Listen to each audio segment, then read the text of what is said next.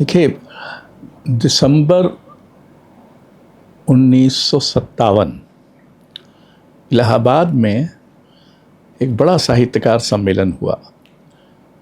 शायद तब तक इतना बड़ा साहित्यकार सम्मेलन हिंदी में कभी नहीं हुआ था।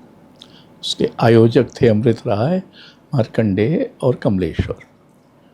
मेरी उम्र 17 बरस की थी। मैं सागर विश्वविद्यालय में छात्र था, लेकिन कुछ कविताएं वगैरह लिखना शुरू कर दिया था और कुछ पत्रिकाओं में छप भी गई थी। तो हो सकता है उसी आधार पर मुझे उस साहित्यकार सम्मेलन में शामिल होने का न्योता मिला और मैं वहाँ गया। तो ये मेरा पहला सागर से किसी बड़े शहर की ओर जाना हुआ। मैं जबलपुर तक नहीं गया था, सागर मतलब इलाहाबाद तो दूर। तो इलाहाबाद में साहित्यकार सम्मेलन का जो उद्घाटन सत्र था, उसमें मंच पर महादेवी, स्मितनंदन पंत, आचार्य हरिप्रसाद द्विवेदी, भगवत शरण उपाध्याय आदि थे। तो मैंने पहली बार द्विवेदी जी को वहीं देखा। मुझे ये याद है उनके वक्तव्य का कि ये मुद्रा याद है, और जो फिर बाद में उनसे जब भी मुलाकात हुई है, जब भी मैंने उनको बोलते हुए सुना, उन जैसा हंसमुख वक्ता हिंदी में कोई दूसरा नहीं था। उस समय भी नहीं था और आज भी नहीं। वो अपना विनोद भी बहुत स्वाभाविक ढंग से मनाते थे और दूसरों का विनोद भी करते थे। तो मेरे मन में उनकी जो छवि थी, मैंने तब तक उनकी आलोचना नहीं पढ़ी थी। मैंने बाण भट्ट की आत्मकथा पढ़ी थी, और चूँकि मैं संस्कृत भी पढ़ रहा था बीए के स्तर पर, तो मुझे इसको लेकर बड़ा कुतूहल था। दो ही लोगों के मन के लिए मेरे मन में कुतूहल था कि ये कितना बड़ा विद्वान आलोचक है और ये उपन्यास लिखता है। दूसरी तरफ उन्हीं दिनों फणीश्वरनाथ रेणु की कीर्ति शुरू हुई थी, मैला आंचल। तो मैंने पहली बार उनको भी वहाँ देखा।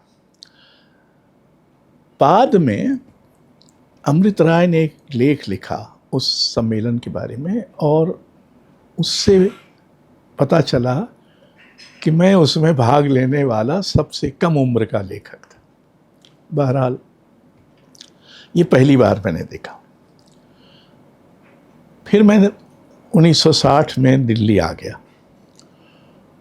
और दिल्ली में एक गोष्ठी आयोजित हुई विश्वविद्यालय के हिंदी विभाग में। डॉक्टर नगेंद्र थे। शायद 1963 की बात होगी। तो उसमें आचार्य द्विवेदी का प्रमुख वक्तव्य था, और इसके अलावा श्रीकांत वर्मा,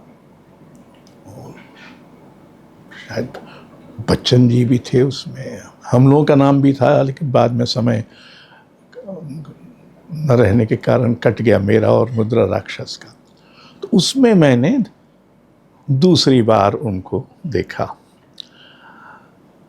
नई कविता पर बोल रहे थे, और पहले उन्होंने अपना थोड़ा मजाक बनाया कि मैं तो पंडित, मुझे कहाँ ये नई कविता समझ में आती है। फिर कुछ उनका मजाक बनाया जिनको नई कविता समझ में नहीं आती है, कि ऐसी क्यों समझ में नहीं आती है, थोड़ी तो कोशिश करनी चाहिए, कुछ इस तरह की बात। और फिर तीसरा नई कविता का भी कुछ मजाक बनाया। तो लेकिन इतना सहज भाव से बनाया। और उस शाम मुझे ये भी मेरे मन में बिल्कुल स्पष्ट हुआ कि जहाँ नगेंद्र बोलते थे तो बहुत ही पंडिताऊ और उबाऊ और अकादमिक हिंदी बोलते थे। वहाँ आचार्य द्विवेदी बहुत ही बोलचाल की भाषा में बहुत गहरी बात कह सकते थे, जो उन्होंने उस शाम भी कही। बहरहाल ये तो दूसरा दर्शन हुआ। फिर मैं पढ़ाई ख़त्म करके सिविल सेवा में आ गया, तो मध्य प्रदेश वापस चला गया। फिर ऐसा प्रसंग हुआ, मेरा ख्याल है 1977 में, उन दिनों सूरदास की कुछ कौन सी 5वीं या 6ठी या जो भी जन्म शती का अवसर था। तो मैंने सोचा कि आचार्य द्विवेदी से आग्रह किया जाए कि वो सूरदास पर बोलने भोपाल आए। हमारे लोगों का ही, वो तो कबीर के विशेषज्ञ, हमने कबीर पे तो बोलते ही हैं, लेकिन सूरदास पे उनको सुनना बहुत। तो खैर वो फिर उन्होंने अपना कि मैं तो कहाँ सूरदास जैसे कवि और कहाँ मैं तो कबीर की फक्कड़ पद वाला हूँ, ये तो बड़े रसग्राही और रसपूर्ण कवि हैं, इत्यादि इत्यादि कहते कहते उन्होंने फिर सूरदास के बारे में कुछ बहुत गहरी और नए किस्म की बातें की। जब भाषण समाप्त हुआ, उसके बाद थोड़ा बहुत प्रश्नोत्तर हुआ। फिर मैंने उनसे आग्रह किया कि आप हमारे घर ही चलें, वहीं खाना खाइएगा। तो उन दिनों विनय मोहन शर्मा, जो उनके संबंधी भी थे, वो वहीं थे, उस शाम भी थे। तो सब हम लोग 5-6 लोग आ गए और फिर उनसे ऐसे ही बैठे ठाले हम लोगों ने बात करना शुरू किया, जिसको रिकॉर्ड भी कर लिया। तो उसमें उन्होंने जिन विषयों पे बात की, वो जो उनके बातचीत का ढंग होता था कि वो इधर से उधर जाते थे और असंगत नहीं लगता था कि कहाँ क्या हो गया। वो ऐसी रॉ बना लेते थे कि जिससे वहाँ जाना। तो बात कुछ शुरू हुई उपन्यास पर, और ये कि हमारे यहाँ उपन्यास में उतना विनोद भाव, विनोद वृत्ति नहीं है जैसे मसलन बांग्ला उपन्यास में है, रविंद्रनाथ के यहाँ है वगैरह। तो इस बात को उन्होंने स्वीकार किया कि हाँ ये बात तो है, लेकिन इसका कारण ये है कि जो हिंदी हम लिखते हैं वो थोड़ी बनावटी है, और हमारे यहाँ विनोद भाव हमारी बोलियों में है, वो खड़ी बोली में नहीं है। फिर उन्होंने कहा कि वैसे तो खड़ी बोली किसी की मातृभाषा नहीं है, जैनेन्द्र कुमार को छोड़कर। तो एक तो ये बात मुझे याद है। दूसरी बात उन्होंने यथार्थवाद को कही कि भाई यथार्थवाद का बड़ा भूत है, और हम तो यथार्थवादी नहीं हैं, और ये यथार्थवाद ने बड़ा अहित किया है। हमारी जो पारंपरिक दृष्टि रही है वो तो बिल्कुल अलग थी, और यथार्थवाद यथार्थ को देखने की एक दृष्टि से हो सकती है, लेकिन वो उसको यथार्थ का पर्यायवाची मान लेना उचित नहीं है। फिर कुछ आगे बात निकली तो इस पर आई कि इस समय जो वृत्तियाँ साहित्य में चल रही हैं उनको लेकर, तो मैंने कुछ ये शिकायत की कि मुझे लगता है कि हमारी साहित्य में किसी तरह का आध्यात्मिक बोध बाकी नहीं है।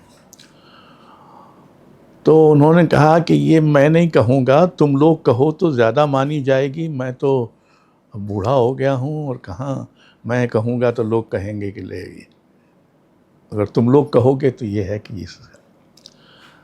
तो इस तरह से उनसे गपशप होती रही। अब हमारे जो रिकॉर्डिंग का यंत्र था वो बहुत सक्षम नहीं था, तो फिर बीच में गया, या शायद बातचीत ही बंद हो गई, खाना वाना लग गया या क्या हो गया, तो फिर वो एक अधूरी बातचीत रह गई। उसके बाद प्रसंग आया कि थोड़े दिनों बाद ही उनकी मृत्यु हुई है 78 में।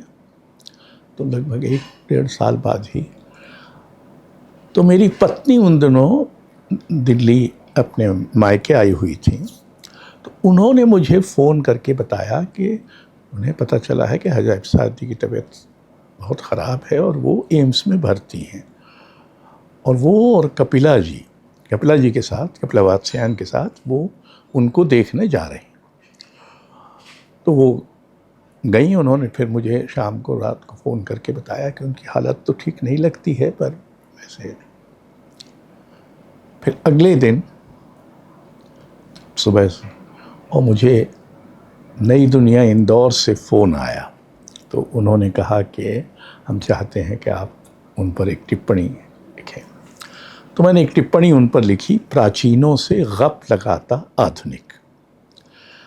ये मैं बताना भूल गया कि जब उपन्यास पर चर्चा चल रही थी तो हमारे घर पर, तभी उन्होंने कहा कि मैंने तो उपन्यास जो लिखे हैं वो कप लगाने जैसा है, पंडिताऊ काम से और शोध से, आलोचना से, नाथ संप्रदाय पे लिख रहा हूँ, फलाने से ऊब जाता हूँ, उसमें हर चीज़ के लिए प्रमाण देना पड़ता है, और कुछ मुझे ऐसा सूझता है कि जिसका प्रमाण देना ज़रूरी नहीं होना चाहिए, लेकिन मैं उसको आलोचना में तो नहीं लिख सकता, इसलिए मैं गप लगाता हूँ और ये उपन्यास मेरे गप हैं। उन्होंने इस बात का भी जिक्र किया, किसी ने, या तो देवी शंकर अवस्थी ने या नेमी जी ने, किसी ने उनके एक उपन्यास चारुचंद्र लेख पर उसको एक टूटा हुआ दर्पण बताया था। तो उस पर द्विवेदी जी ने उस बातचीत में ही टिप्पणी की कि टूटा हुआ तो क्या, उसमें समाज अपना अक्स तो देख ही सकता है। तो मतलब उनमें एक सहज विनोद वृत्ति थी। बहरहाल उनका निधन हो गया।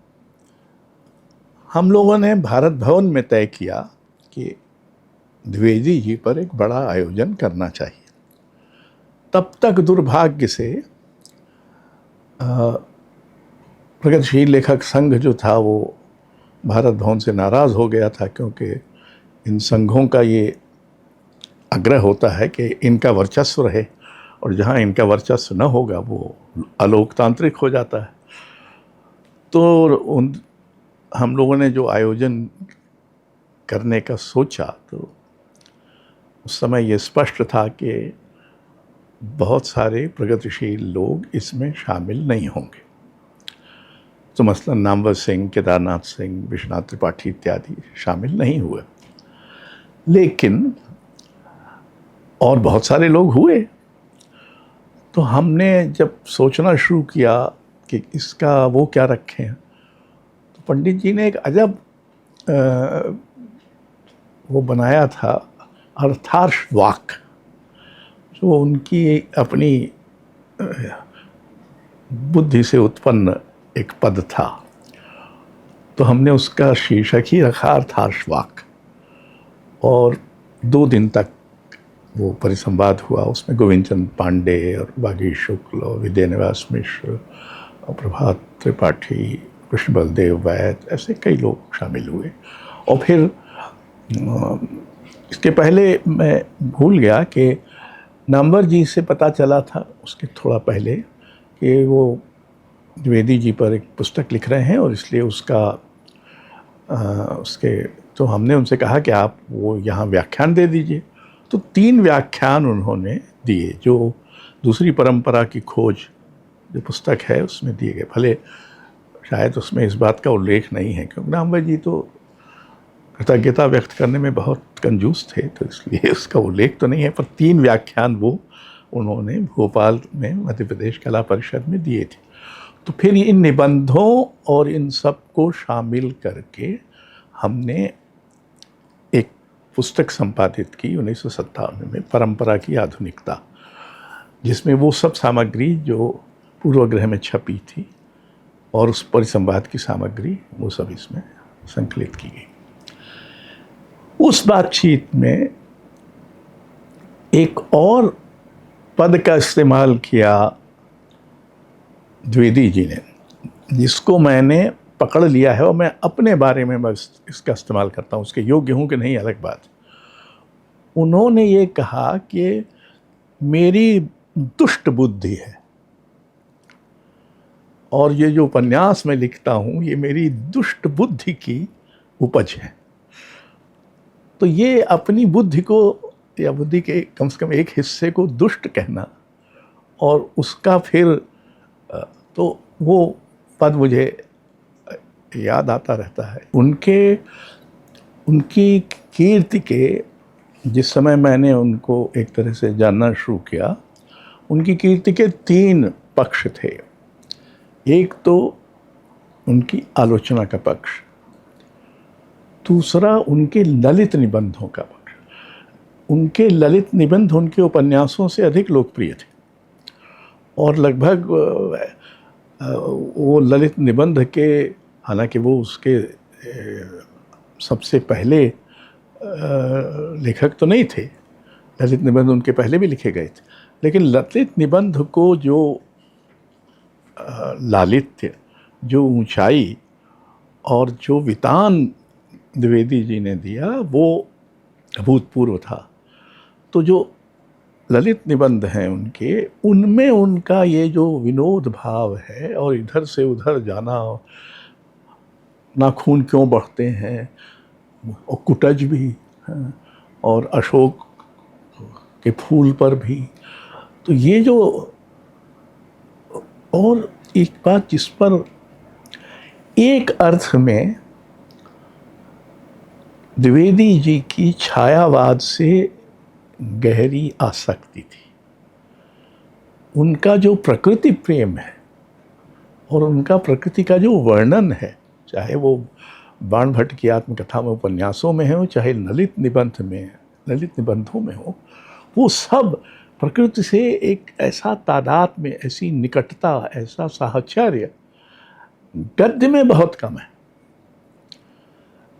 कविता में है, लेकिन गद्य में ऐसा बहुत कम है, और वो द्विवेदी जी के यहाँ है।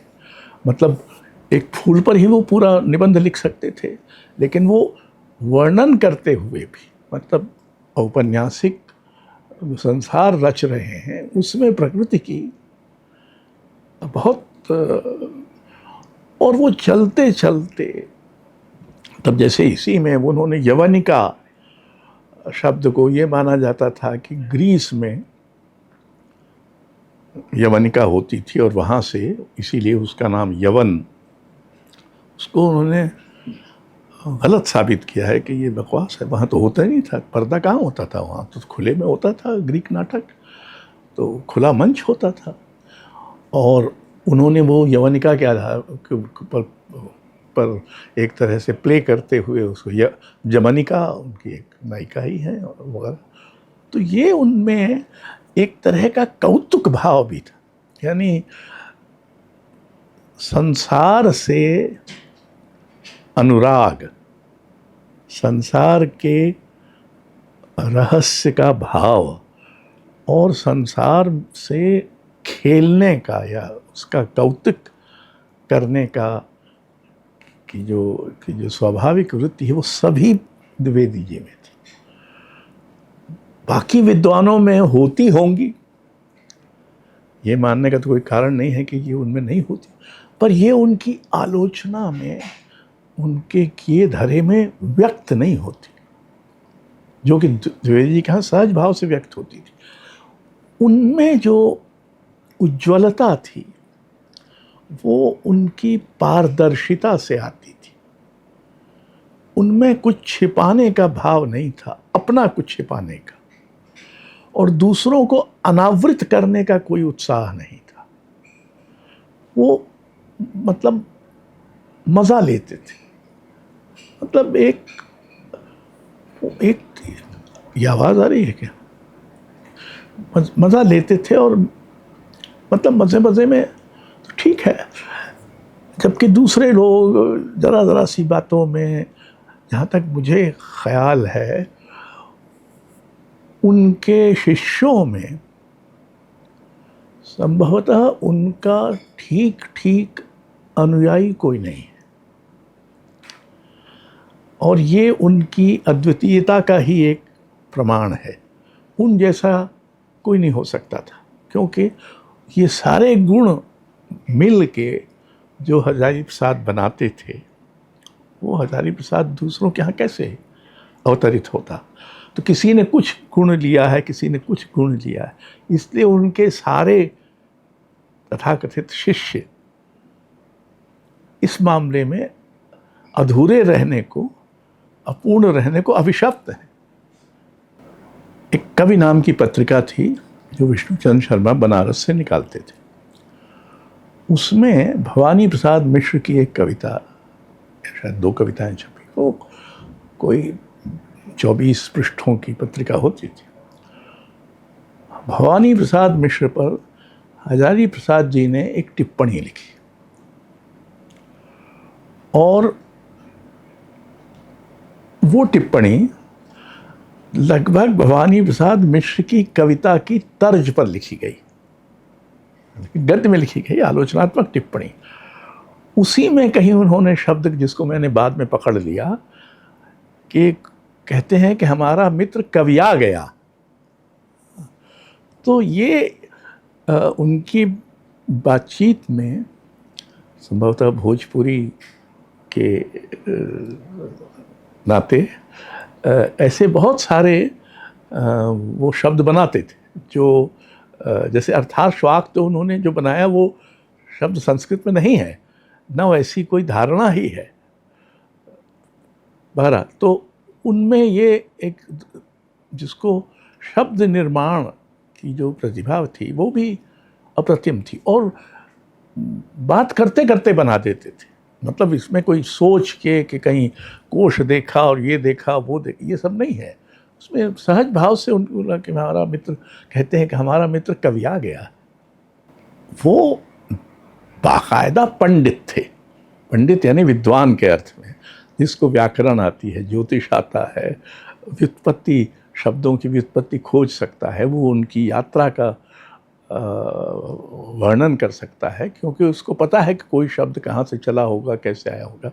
और इसकी जो इस शब्द संपदा की जो छटा है वो तो उनके तीनों उपन्यासों में, आप हर उपन्यास में पाएंगे, अगर कोई ध्यान से देखे, कि कितने शब्द उनके बनाए हुए या उनके खोजे हुए, अगर वो थे कहीं तो कम से कम उपन्यास में तो नहीं आए थे पहले। तो ऐसा बहुत सारा है, या वो ललित निबंध में कभी उसका इस्तेमाल कर लेंगे। तो वो शब्द के प्रति एक, क्या कहेंगे आप उनको, शब्द की, ये हमारी सभ्यता का एक बहुत बड़ा पक्ष है जो अब लगभग धूमिल हो चुका है, जिसकी किसी को याद तक नहीं है। भारतीय सभ्यता उन थोड़ी सी सभ्यताओं में से है जिसने अपार और निरंतर भाषा चिंतन किया है।